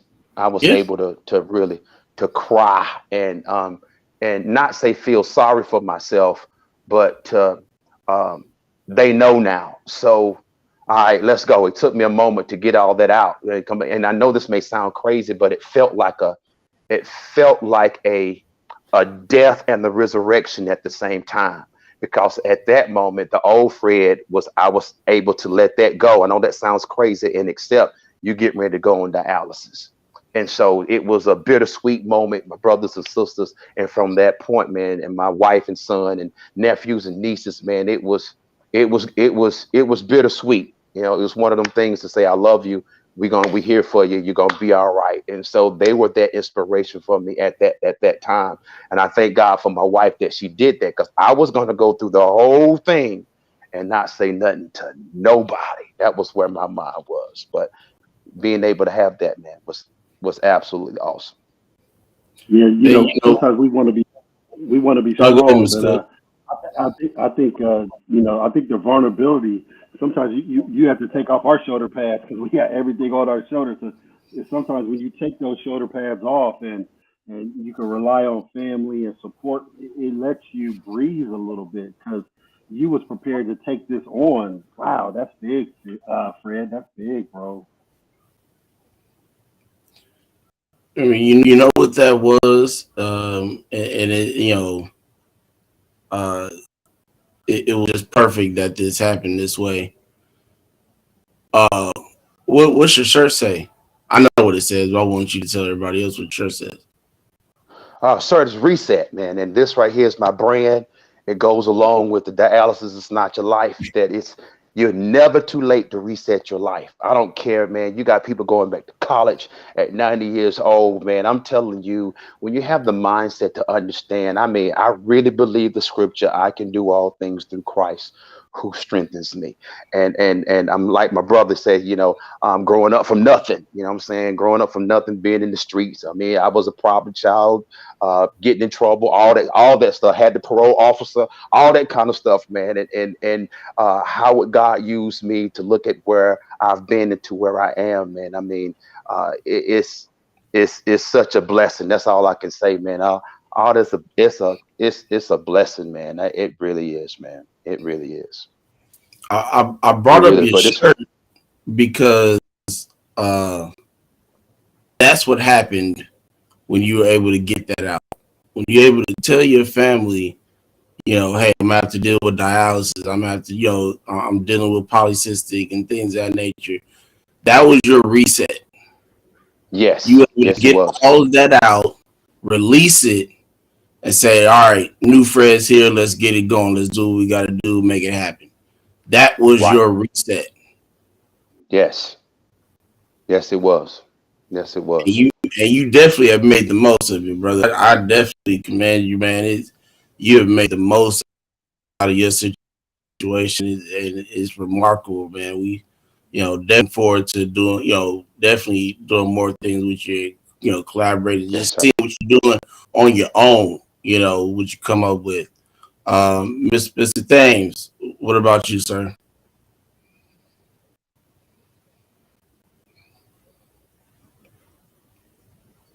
Think you still on mute. Rich, you might be on mute. All right, can you hear me now? Yes, we Yep. can hear you. Okay, repeat the question for me, please. What was it like for your support, your family when you had to tell them about your kidney failure and dialysis and things of that nature? Like, what kind of role did your support play in all that from beginning to now? So it was a little different for me because my diagnosis with lupus was like the first thing that I really had to address with my family because that's where everything came from, and it was really out of the blue.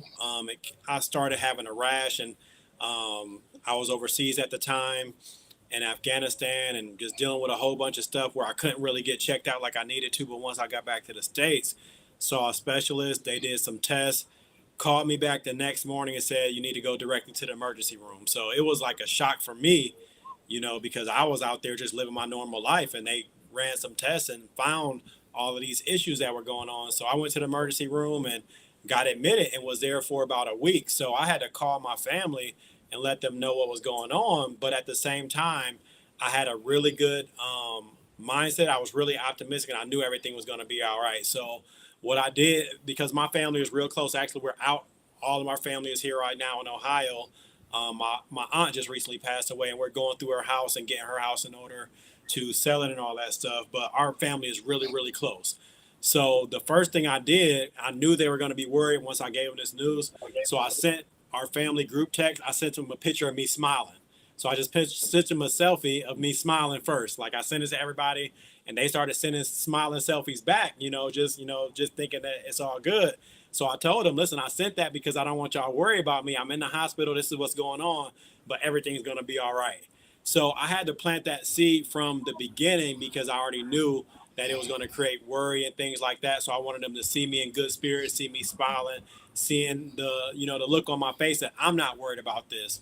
But from there, my family, like I said, we're really close. They all wrapped around me and, started figuring out, what can we do to help? Can we get tested?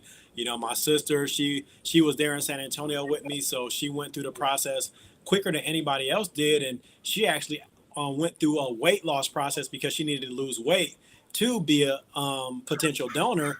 And she did that. So just showing that it's more than just, saying, hey, we're here to help and this and that and this and that, but actually taking action to change your lifestyle in order for you to be a potential donor for your brother. So my support system has been absolutely phenomenal, from my immediate family to my extended family, my business partners. And, like I said, we had over 1,500 people share my post that I made. And somebody that saw that post, one of my business partners, stepped up to the plate and actually donated to me. So I have a phenomenal support system. And I thank God for each and every person that's in my life during this season and beyond, because those people that are in there during those times of need, that really shows you who your true friends are, who your true family are, because it's easy for people to kind of discredit you. It's like, oh man, I feel sorry for them, but it's nothing I can do, and they take no action. But for them to actually just show that love through action is what really counts. So I got a phenomenal support system that has been there from day one, that is still here today. Awesome, awesome, awesome. Mr. Drake, what about you, sir?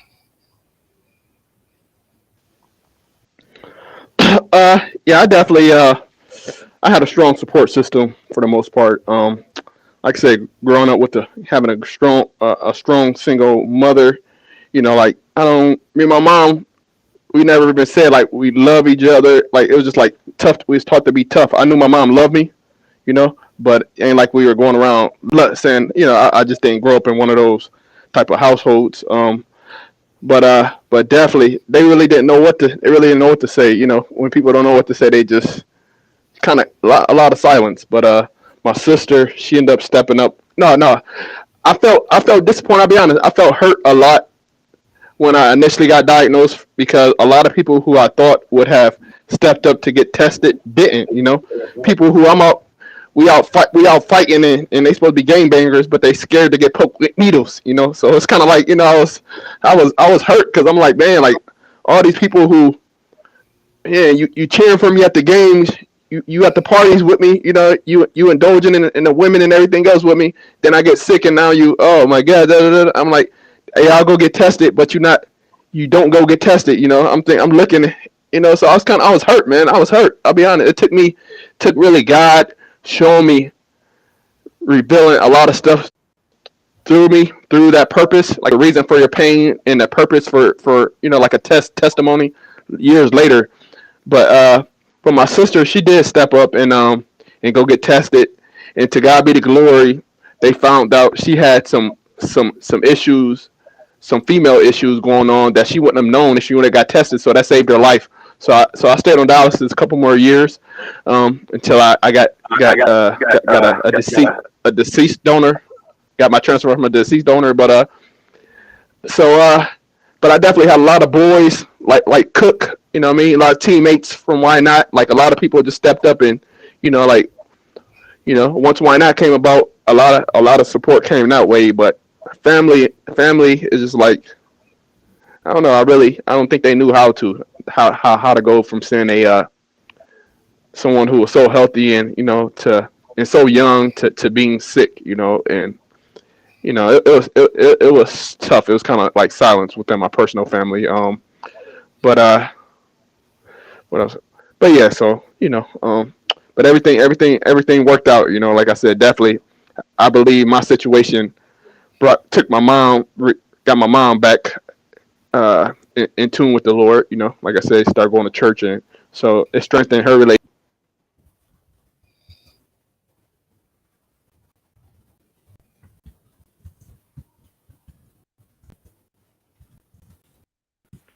I don't know what happened to his sound, but that was awesome, Eddie. And like you said, Eddie, I remember being you and I met right after I had my transplant in '07, and then you was going through your dialysis and things like that, bro. But awesome, Phil. Go ahead, man. I don't know if Eddie can hear us now, but go ahead, Phil. Oh, you're up. Am I still there? Y'all get it? Sorry. Yes. All right. Go ahead, Marc. I'm sorry. Can you repeat that question? Because I get so wrapped up with everyone's story. I'm just like, wow. You know what? Hey, you are definitely not forget alone the with question that. because it's you get the question in the very beginning, and then you hear someone's talk, and you're just like, dang, man.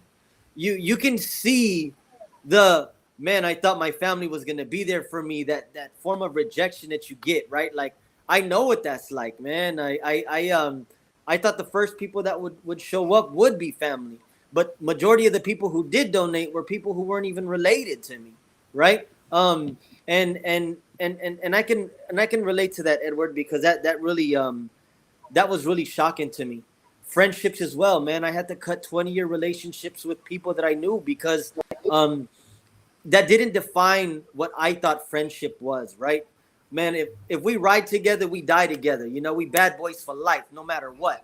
And when I'm here in the war zone and you're not covering my six, I know, Rich, you can understand all these terminologies.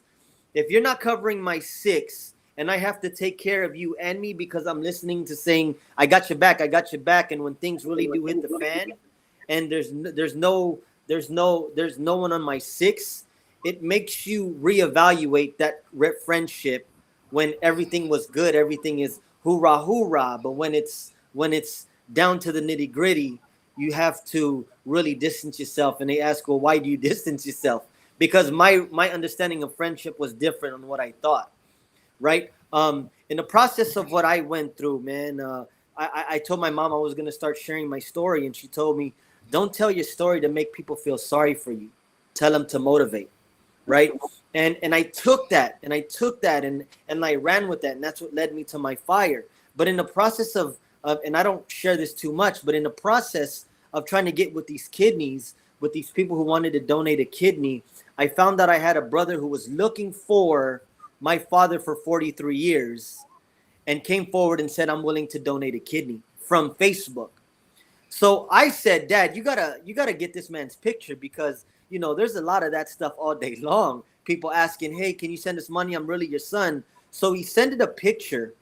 And I said, Dad, send me that picture. Let me see what he looks like. So this was him. And I found out I had a brother. Kind of like each other.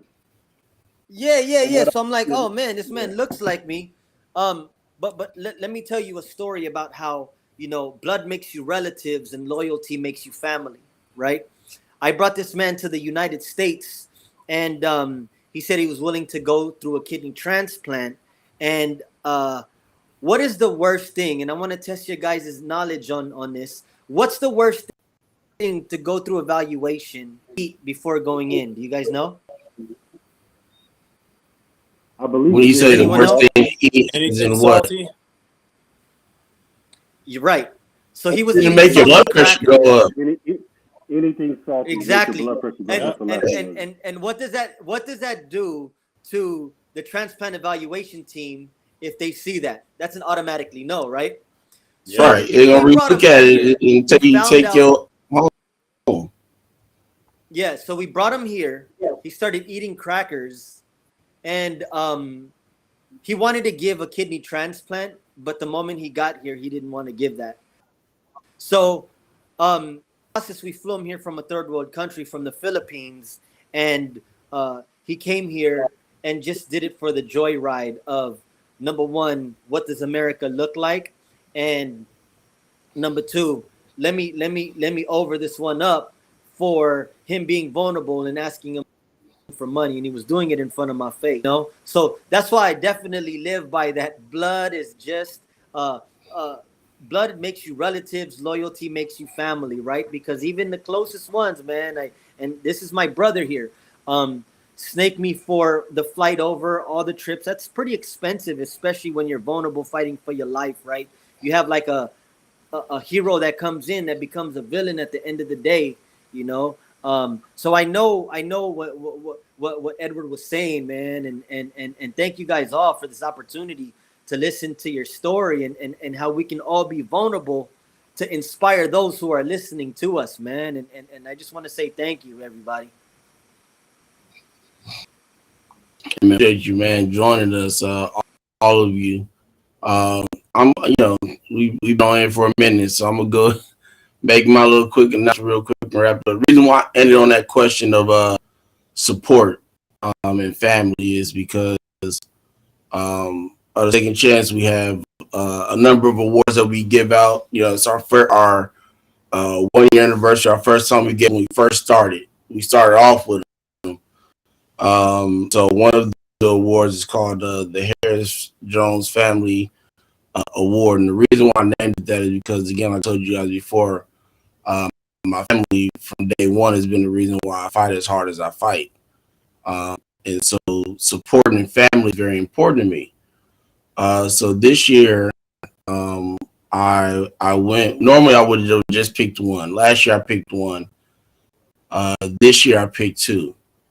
One I picked on my own. The other, I think, me and Mr. Cook can agree with. But the first recipient that I'm announcing is Jonathan Traylor, Melissa Traylor. Their has been there 100% for them. Been supportive of them. From day one. With the eating things of that nature, staying in the gym. Both kids in college doing their thing. They dad, so he's not fighting for nothing. He's got a lot that he's fighting for. I appreciate both of them, him and his wife Melissa, for everything that they do. They holding it down over there in that household. The second one I picked on my own because I'd be a fool not to do it. And the second one is the Cook family. And the reason why I did that is because not only for what Mr. Cook is doing himself, but with his family whole. His son Bryce is in college doing this thing, making things happen.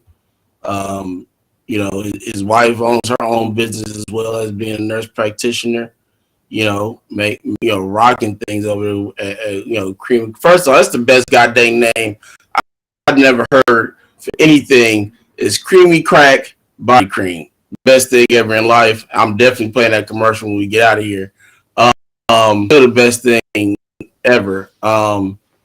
And his daughter, man, that young lady loves that man. Every time we do a show 6 days a week, Monday through Friday every morning and Sunday night. Every morning like clockwork when we end, it don't matter if we start at 10, start at 11, here comes his daughter. And she, the biggest smile on her face. And I know what the son is from is like, Dad. That's all that she even, She was want to hug on dad. You know, I know she take after him because I don't know no kids that love old schools.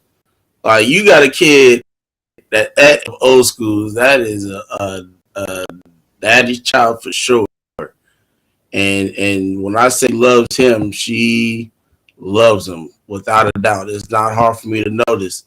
You know, I love my parents to death, so it's easy for me to see, man. And so, again, I ain't sitting there rolling around, in dough like Mr. Burns or nothing like that. But, over time, a award will come to your house. You will be getting that. It's one thing I've made a guarantee to be a part of these awards. So, I definitely, I wanted to announce that because it kind of went what we were just talking about it in family. So, definitely, gentlemen, I know a couple of gentlemen just had to get off. I appreciate your time and your commitment to what we're doing, as well as, Mr. Hill and Ms. Coronel. We appreciate you joining us today. Mr. Cook, thank you as always for jumping on and giving your time and your expertise and knowledge on, not just kidney transplant in general and life in general. So definitely appreciate you. It's been, it's 1 year going for the second chance. I'm looking forward to many more years. Come March 1st tomorrow, man, it's been a ride. Mr. Cook kind of know, if you've been here from the beginning, you know what I'm talking about. But we Mr. Cook jumped in and we making it rock. I definitely grateful for his friendship and commitment. So we're gonna get out of here. I done held you captive long enough. Again, appreciate both of you gentlemen, Mr. Cook. Yes, sir. And please, if this is for you guys as well as the people watching, whether it's now or in the future, hug your family, tell them you love them, Right. tell them you appreciate them. It's important because ain't nothing like waking up and it ain't there no more. Right. So right. Again, Thank you, fellas. I just want to say thank you. Hold on. Go I ahead, just Mr. Cook. want to I'm say, sorry. yeah, I just want to say thank you, fellas, for all you do. And again, this is one of those panels. We got black and brown brothers on here. We definitely this one needs to go viral because Right. all the people on dialysis need to hear this because I know the energy that's in this right now will motivate them to step up just a little bit. And just that Right. little step up, you never know what can happen. And this is one of those ones that should go boom, so Right. everybody can know what's going on. That's all I got to say. Right. Thank you. Yeah, we'll see y'all tomorrow morning on Let's Talk. Don't ask me what we talking about. We gonna figure like we do every morning. And we gonna make it right. Yeah, like Yes, we sir. do. So I so appreciate it, man. hey man, Mr. Hill, man, keep doing what you're doing. You too, Coronel, man. We're not trying to go backward, we're trying to go forward. We're trying to move that needle, and make the difference. It's stuff like this, it ain't gotta be on the second chance, it ain't gotta be but it has to happen to have more Right. conversations like this. So, Right. definitely let's sure try to figure out something we work together and get some things done. Again, appreciate you all and we'll see y'all tomorrow morning. All right. Be blessed, man. Thank you again. Thank y'all.